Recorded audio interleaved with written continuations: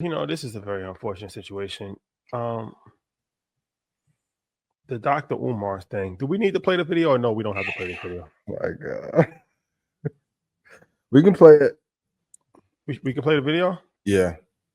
Okay, let's play the video. Dr. Umar has access to no money right now because my personal account contains all of my money. I only send it to Apple Pay and PayPal as necessary. So the Prince of Pan-Africanism, for the first time in my life, is without any digital currency. So for my loyal supporters out there, if you can spare a few dollars so I can take care of Queen Mother Ifa Tunde and myself until my bank account is frozen or canceled so I can get my money back and open up a new account, please hit my Apple Pay or hit my PayPal. My personal PayPal account is Umar the Psychologist at yahoo.com. So that's paypal.me/Umar the Psychologist, paypal.me/Umar the Psychologist, paypal.me/UMARTHEPSYCHOLOGIST. I was always taught to never kick a man when he's down. So this is just unfortunate. Isn't it the best time to kick somebody though? It's one of those axioms that sound good, but stomp them out. But no, I don't. My thing. I think 19 Keys said it best. I think this is a learning experience, right? Where let me just pull up exactly what he said. Cause I don't want to misquote him. But so many lessons here to learn from the situation. What's your takeaway? I mean, if you were hacked by your girlfriend or somebody that you're dealing with, how did they get any information to be able to hack you, for one? Number two, you have to have multiple accounts, business and personal, because at some point something is going to go wrong. Like 2 summers ago, I was locked out of my account for a month. There's been instances with payment processors where they may stop you from accepting payments. Like, you have to have things in place and backup plans in place. Something is going to go wrong at some point. I do feel bad for him. I do think, though, in regards to the school, maybe he should have started an online academy first, then went to brick and mortar. But go ahead. There's so much more I want to say, but I won't, because I like the brother, but come on. Yeah, this is what Key said. He said, I don't understand why Dr. Umar doesn't just start a business, like a digital or online academy, and make money, offer classes, mentorship, use WAP school, or build your own platform and have the largest digital homeschool institute for young boys. Why the donation route? And I'll add something else in. He obviously goes viral every time he speaks, and he has a large following. Why not have a podcast media component? That's something that's pretty insightful what he said, because it's like his whole thing has been built on donations, right? Which, okay, that's why though. Like, why? It was a decent model for when he started. I first came across Umar in 2010. So okay, maybe at the time, but now PayPal, Stripe, Kajabi, Shopify, there's more than enough tools to get an academy. And the crazy part, he could have a worldwide academy. Yeah, he can. But once again, I mean, I understand from a nonprofit, you have to raise money. Fundraising is one thing, right? Yep. Even his fundraising method could have probably been fine-tuned. You can have like dinners, you can have black tie events, you can, how people raise money. Just asking people for money, it's just, I don't know how effective that is from one standpoint. Two, even if it is effective, it's going to run its course, right? Because how many times can you do the same thing over and over again?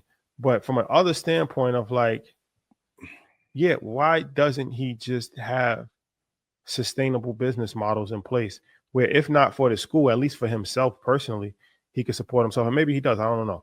But this would just seem like that would make sense to me.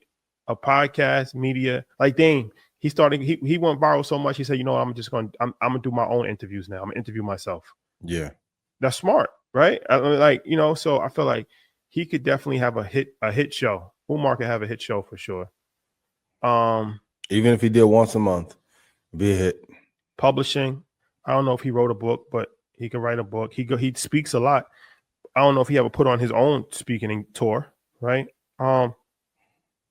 Yeah, as far as the online classes, like you said, as far as teaching young men how to be men and different things of that nature, like, and the good thing with that is you could do it for a relatively low cost. It doesn't a couple of $100.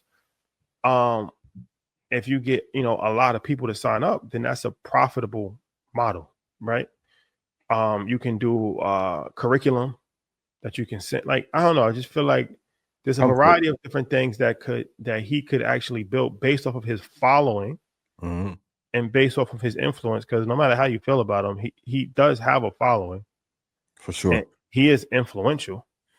It could be a case of being comfortable for too long. That's the issue with having one goal. Is once you get there or close to it, you need something else to shoot for. I think his voice is too powerful to not have scaled more and for any business owner, everyone's going to have a rainy season. That's my dad, like, yo, keep an umbrella, keep some money put away just in case. Because at some point disaster is going to come to your doorstep. But I think maybe his issues that he's gotten too comfortable in being viral. That's why when I go to the being lit, cultural relevancy, all these like terms they give us that don't mean anything, no equity, no royalty. He may be the biggest speaker in the space, but to see him here is heartbreaking. So like back in the 90s, he was the realest rapper, the dopest lyricist. They didn't sell out. And it's like, well, now no one wants to give them anything. I think a lot of times we get told to live up to these vanity metrics that don't mean anything at all. But I do think he's gotten comfortable in that spot. But shout out to the brother. I wish him well. And it's a lesson for all of us to learn is to not get comfortable in whatever success that we have been able to accumulate. So if you was to give him some business advice, what would be the first things that you tell him? At some point, you got to deliver the fucking product. I love you. But it's been, I didn't even have Xander when I heard this idea. I'll put brick by brick. I'll go put some mortar down for you. At some point, you got to deliver the product. Just one. Like, if Apple kept telling me about this thing and it never actually delivered, I'd be like, yo, fuck Apple. That's show me. Show me. People don't love me just because I have the greatest personality. If I didn't deliver those prices and those prices didn't get to a certain point and you made 300, 400% return from it, that would be number one. Every day I will go live from that construction site letting you know I've seen more of your house in 1 year than I have of that school in 12. Gotta call a spade a spade. I love the brother. I think he's one of the most dynamic, prolific speakers in the history of African Americans in the United States ever. You gotta show progress every day, though. Got to. And then from there, online academy. I think he should make the online academy first and just come in the studio and stream from 5 to 7 to teach you lessons. Man, he'll be lit in Ghana and Kenya and Australia and London. We are in a global environment now.